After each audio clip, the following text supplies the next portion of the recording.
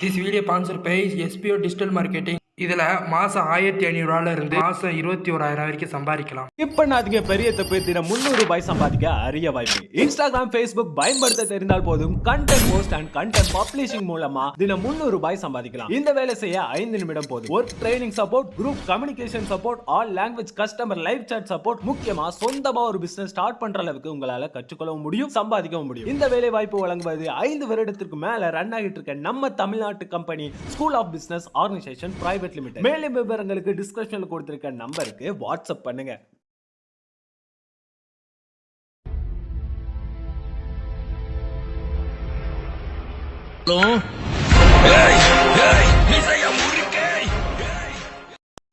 கஷ்யப முனிவருக்கும் மாயைக்கும் பிறந்த பிள்ளைகள்தான் சூரபத்மன், சிங்கமுகன், தாரகன்.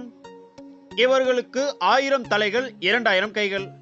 சூரபத்மனுக்கு அசுரமுகம், தாரகனுக்கு யானை முகம், சிங்கமுகனுக்கு சிங்கமுகம். இவர்கள் குலகுருவான சுக்கராச்சாரியரிடம் உபதேசம் பெற்று சிவனை நோக்கி கடும் தவம் இருந்தனர். தவத்தின் பயனாக 1008 அண்டங்களை ஆட்சி செய்யும் வரத்தை அவர்கள் பெற்றனர். மேலும் தனக்கு சாகாவரம் வேண்டென்று சூரபத்மன் சிவபெருமானிடம் கேட்டான். பிறந்தவன் மணிந்தே தீர வேண்டும் என்பது விதி. எந்த வகையில் உனக்கு அழிவு வர வேண்டும் என்று கேட்டார் சிவபெருமான். சூரபத்மன் புத்திசாலித்தனமாக ஒரு பெண்ணின் வயிற்றில் பிறக்காத பிள்ளையால் தான் தனக்கு அழிவு வர வேண்டும் என்று கேட்டான்.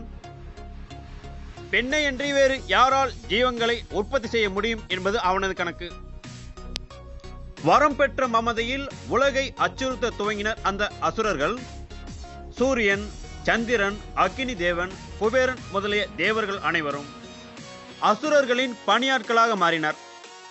தேவர்கள் பிரம்மாவிடம் சென்று தங்கள் நிலையை சொல்லி வருந்தினர். சூரபத்மனை அழிக்க சிவபெருமானால் மட்டுமே முடியும். அதனால் அவரிடம் சென்று முறையிட்டால் கட்டாயம் விடுதலை கிடைக்கும் என்றார் பிரம்மா. தேவர்களும் கைலாயம் சென்று சிவனிடம் முறையிட்டனர்.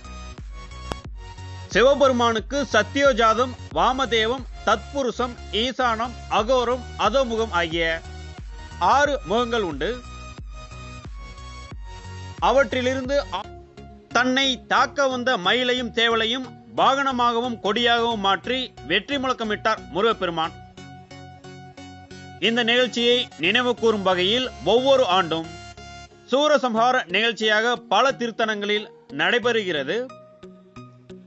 திருச்செந்தூர் கடற்கரையில் சூரசம்ஹாரம் நிகழ்ந்ததால் அங்கு எப்போதும் இந்த நிகழ்ச்சி பல்லாயிரக்கணக்கானோர் முன்னிலையில் ஆண்டுதோறும் வெகு விமர்சையாக கொண்டாடப்படுகிறது.